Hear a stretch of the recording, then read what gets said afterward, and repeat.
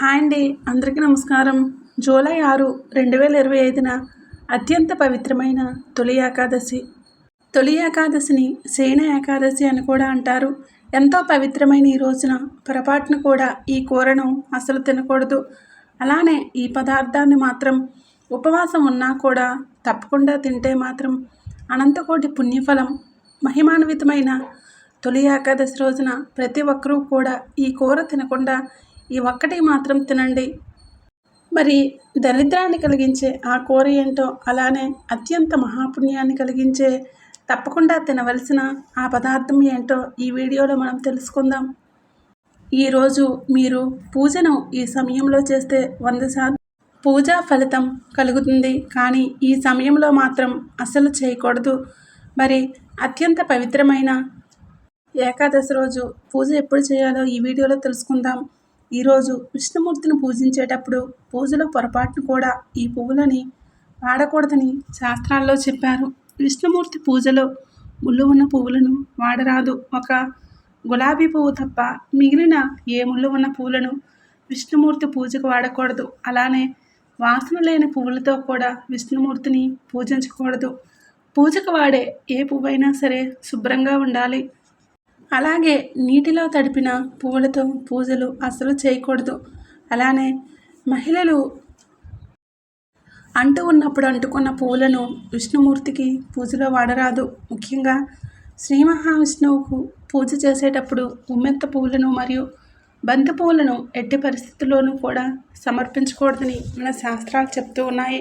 అలానే పూల మొగ్గలను సమర్పిస్తే మల్లె పువ్వులు, జాజి పువ్వులు, తామర పువ్వులు తప్ప మరే ఇతర పువ్వులు, పూల మొగ్గలు సమర్పించకూడదు. పూర్తిగా వికసించిన పువ్వులు మాత్రమే విష్ణుమూర్తికి సమర్పించాలి. ఒక పారిజాతం తప్ప నేలపై పడిన పువ్వులు కూడా విష్ణుమూర్తికి వాడరాదు. ఎడమ చేతి నుండి తీయబడిన పువ్వులు కూడా పూజకు వాడరాదు. వేరే ఒకరి కోపానికి గురి చేసి తెచ్చిన పువ్వులను పూజకు పనికిరావు. అంటే దొంగతనంగా కోసి తెచ్చిన పువ్వులతో పూజ చేసిన ఎలాంటి ఫలితం రాదు. అలానే సువాసన లేని పువ్వులను, అపవిత్రమైన పువ్వులను కూడా విష్ణుమూర్తి పూజలో వాడరాదు. మన ఇంట్లో పెంచిన చెట్ల ద్వారా పువ్వులు కోసి పూజ చేస్తే ఉత్తమమైన ఫలితాలు వస్తాయి. ముఖ్యంగా ఏకాదశి రోజున విష్ణుమూర్తికి జాజి పువ్వులతో కానీ, ఎర్రటి రంగులో ఉండే పుష్పాలతో కానీ, తామర పువ్వులతో కానీ పూజ చేస్తే చాలా మంచి ఫలితం వస్తుంది. లక్ష్మీనారాయణుల అనుగ్రహం కలుగుతుంది. సకల ఐశ్వర్యాలు సిద్ధిస్తాయి. అలానే కొంతమంది ప్లాస్టిక్ పువ్వులతో పూజ చేస్తారు. కానీ దేవుడికి ప్లాస్టిక్ పువ్వులు అస్సలు పెట్టకూడదు. తాజా పువ్వులను మాత్రమే పెట్టాలి. ఇలా ప్లాస్టిక్ పువ్వులను, పూలదండలను వేయటం వలన అరిష్టం కలుగుతుంది. అడుక్కునే స్టేజ్కి వెళ్ళిపోతారు. అలానే కాగితం పువ్వులు కానీ, దండలు కానీ దేవుడి ఫోటోలకు వేయకూడదు. ఇలా చేయటం వలన మనం చేసిన పూజలకు ఫలితం ఉండదు.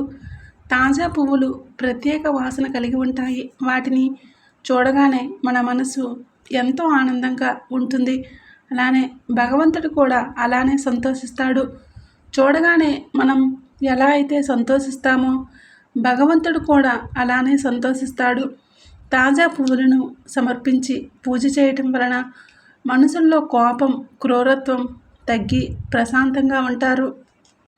ప్లాస్టిక్ పువ్వులు సమర్పించడం వలన ఎలాంటి భావనలు మన మనసులో కలగవు. తాజా పువ్వులు మాత్రమే భగవంతుడికి సమర్పించి భగవాన్ నామస్మరణ చేయాలి. అప్పుడు మనం చేసే పూజలకు 100% ఫలితం లభిస్తుంది. కాబట్టి ఎట్టి పరిస్థితుల్లోనూ కూడా విష్ణుమూర్తిని ఎలాంటి పువ్వులతో పూజించకండి. ముఖ్యంగా ఉమ్మెత్త పువ్వులను, బంతి పువ్వులను అసలు పూజకు ఉపయోగించరాదు. విష్ణుమూర్తి పాలకడలపై యోగ నిద్రలో ఉపక్రమించే రోజు ఈ రోజుకు ఎంతో విశిష్టత ఉండటంతో దారిద్ర బాధలతో బాధపడుతున్న వారు, విష్ణు సాయుధ్యాన్ని కోరేవారు ఈ తొలి ఏకాదశి రోజున విష్ణుమూర్తిని తప్పకుండా ఆరాధించాలి. తొలి ఏకాదశి వ్రతాన్ని అసలు ఏ విధంగా ఆచరించాలి, ఉపవాస దీక్షను ఏ విధంగా పాటించాలి, అలాగే ఏమీ తినకుండా ఉండలేని వారు తొలి ఏకాదశి రోజున తప్పకుండా ఏమి పాటించాలి అనే ముఖ్యమైన విషయాల గురించి ఈ వీడియోలో తెలుసుకుందాం. తొలి ఏకాదశి వ్రతం అంటే ఉపవాస దీక్షను ప్రారంభించాలి అనుకునేవారు దశమి రోజు రాత్రి నుండి ఉపవాస దీక్షను ప్రారంభించాలి. ఉపవాస దీక్ష చేసినా చేయకపోయినా ఎవరైనా సరే తొలి ఏకాదశి రోజున తెల్లవారుజామునే నిద్రలేచి కాలకృత్యాలు తీర్చుకొని ఆ తర్వాత తలస్నానం చేసి శుభ్రమైన వస్త్రాలు ధరించి నుదుటిన కుంకుమ ధరించాలి. ఆ తర్వాత లక్ష్మీనారాయణుల పటానికి, వెంకటేశ్వర స్వామి పటానికి గంధము కుంకుమ బొట్లు పెట్టి అలంకరించాలి. ముందుగా ఆచమనం చేసి ఆవు నెయ్యి దీపాన్ని వెలిగించాలి. తొలి ఏకాదశి అంటే ప్రత్యేక పర్వదినం కాబట్టి విష్ణుమూర్తిని పూజించక ముందు పసుపు గణపతిని పూజించాలి. ఒక పసుపు గణపతిని చేసి అందులో వినాయకుడిని ఆవాహన చేసి ముందుగా ఆయనకు పూజలు చేసి నైవేద్యాన్ని సమర్పించాలి. ఆ తర్వాత విష్ణుమూర్తిని తులసిమాలతో అలంకరించాలి. విష్ణుమూర్తికి ఈ తొలి ఏకాదశి రోజున తులసిమాలతో పూజించడం వలన అఖండ ఐశ్వర్యం సిద్ధిస్తుంది. విష్ణుమూర్తికి అలంకరణ అంటే ఇష్టం కాబట్టి మీకు అందుబాటులో ఉన్న రకరకాల పువ్వులతో అలంకరించి దీపధూప నైవేద్యాలు సమర్పించాలి. ముఖ్యంగా ఈరోజు ప్యాలాల పిండిని శ్రీ మహావిష్ణువుకు నైవేద్యంగా పెట్టాలి. ఈరోజు ఇలా ప్యాలాల పిండిని నైవేద్యంగా పెడితే ఆ లక్ష్మీనారాయణుల కరుణా కటాక్షాలు మీకు తప్పకుండా లభిస్తాయి. అలానే గోధుమలతో చేసిన బెల్లం పరమాణాన్ని నైవేద్యంగా సమర్పించాలి. అలాగే తొలి ఏకాదశి రోజున విష్ణు పురాణం, విష్ణు సహస్రనామాలు, విష్ణు అష్టోత్తరాలు మరియు భాగవతంలోని శ్లోకాలను పారాయణం చేయటం ఎంతో పుణ్యాన్ని ఇస్తుంది. మంత్రాలు రానివారు ఓం నమో నారాయణాయ, ఓం నమో భగవతే వాసుదేవాయ అని స్మరించుకున్నా సరిపోతుంది. కనీసం ఏడుకొండలవాడ వెంకటరమణ గోవింద గోవింద అనే నామాన్ని స్మరించినా చాలు. ఆయన కృపకు మీరు పాత్రులైనట్లే. అయితే మనం విష్ణుమూర్తిని తులసిమాలతో పూజిస్తాం కదా అని ఉన్న పసుపు గణపతికి మాత్రం ఎట్టి పరిస్థితుల్లోనూ కూడా తులసిమాలను సమర్పించకూడదు. కేవలం వినాయక చవితి రోజు మాత్రమే తులసితో వినాయకుడిని ఆరాధించవచ్చు. ఇక మిగిలిన రోజుల్లో ఎట్టి పరిస్థితుల్లోనూ తులసి పత్రిని వినాయకుడికి సమర్పించరాదు. అలాగే పూజ పూర్తయిన తర్వాత హారతి ఇచ్చి పూజను ముగించాలి. అలాగే తొలి ఏకాదశి రోజున ఉపవాస దీక్షను కొంతమంది చాలా కఠినంగా చేస్తారు. అయితే మరికొంతమంది మాత్రం ఆరోగ్యం బాగోక ఓపిక లేకో ఉపవాసం చేయలేకపోతున్నామని బాధపడుతూ ఉంటారు. అలాంటి వారు పాలు, పండ్లు, పండ్ల రసాలు తీసుకుని ఉపవాస దీక్షను చేయవచ్చు. అలా కూడా ఉండలేము అనుకునేవారు ఒక్క పూట భోజనం చేసి రాత్రి పాలు, పండ్లు తీసుకోవాలి. ఈ తొలి ఏకాదశి రోజున రాత్రి జాగరణ చేస్తే ఎంతో పుణ్యఫలం కాబట్టి చేయగలిగిన వారు రాత్రంతా మేలుకొని విష్ణు పారాయణం చేయటం వలన జన్మజన్మల పాపాలు తొలగిపోతాయని పురాణాలు చెప్తూ ఉన్నాయి. అలాగే ఉపవాస దీక్షను చేసేవారు తొలి ఏకాదశి మరుసటి రోజు అంటే ద్వాదశి రోజున ఉదయం విష్ణుమూర్తిని ధూపదీప నైవేద్యాలతో ఆరాధించి వీలైతే ఆలయ దర్శనం చేసుకుని పండితుడికి స్వయం పాకం ఇచ్చి ఆ తర్వాత భోజనం చేయాలి. అలాగే ద్వాదశి రోజున సాయంత్రం అల్పాహారం తీసుకోవడంతో తొలి ఏకాదశి ఉపవాస దీక్ష పూర్తవుతుంది. ఈ విధంగా చేయటం వలన విష్ణుమూర్తి యొక్క అనుగ్రహం ఎల్లప్పుడూ వారికి లభిస్తుంది. ఇక ఈరోజు చాలామంది కఠిన ఉపవాసాలు చేస్తారు. అంటే మంచినీరు కూడా తాగకుండా చేస్తారు. కానీ అలా చేయటం మంచిది కాదు. మంచినీరు, పచ్చిపాలు, పండ్లు, పండ్ల రసాలు తీసుకొని ఉపవాసం చేయటం మంచిది. కేవలం అన్నం మరియు వండిన పదార్థాలు తీసుకోకుండా ఉంటే చాలు. ఇక ఎంతో పవిత్రమైన మహిమాన్వితమైన ఈ రోజున పొరపాటును కూడా మాంసం కూర అసలు తినకూడదు. ఈరోజు ఉపవాసం ఉండటం ఎంతో పుణ్యం. ఉపవాసం లేనివారు పొరపాటును కూడా మాంసాహారం అసలు తినకూడదు.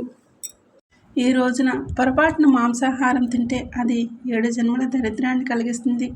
ఈరోజు మద్యం, మాంసాహారం తింటే సకల దేవతల శాపానికి గురవుతారు. అలానే ఈరోజు ఉపవాసం ఉన్నా కూడా శ్రీ మహావిష్ణువుకు పేలాల పిండిని నైవేద్యంగా పెట్టి తినాలి. ప్రతి ఒక్కరూ కూడా తినాలి.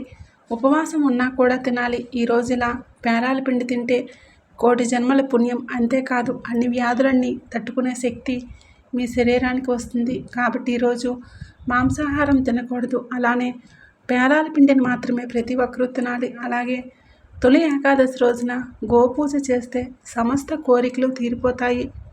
ఇంకా మనము ఈ ఉపవాస దీక్షలో గ్రహించవలసిన విషయం ఏంటంటే, ఉపవాసం అంటే దేవుడికి మనం మన మనసుని దగ్గరగా ఉంచటం అనే అర్థం. అంతేకాని ఉపవాసం ఉండి వేరే విషయాలపై మనసు లగ్నం చేస్తే ఎటువంటి ప్రయోజనం ఉండదు. అలాగే జాగరణ చేయాలి అనుకుంటే రాత్రి సినిమాలు చూస్తూ ఉంటే జాగరణ ఫలితం మీకు లభించదు. కాబట్టి చేయగలిగితే ఉపవాస దీక్షను చేయండి. లేదా విష్ణుమూర్తిని మనసారా వేడుకున్న మన కుటుంబంపై ఆ దేవుడు అనుగ్రహాన్ని చూపిస్తాడు. జాగరణ చేసేవారు విష్ణుమూర్తికి సంబంధించిన కథలను వినటం లేదా చదవటం, పురాణం పఠనం చేస్తూ జాగరణ చేయాలి. కాబట్టి తొలి ఏకాదశి రోజున లక్ష్మీనారాయణులు ఈ విధంగా భక్తి శ్రద్ధలతో ఆరాధించి దారిద్ర్య బాధలను పోగొట్టుకొని విష్ణు సాహిత్యాన్ని పొందండి. వీడియో నచ్చితే లైక్ చేయండి, షేర్ చేయండి.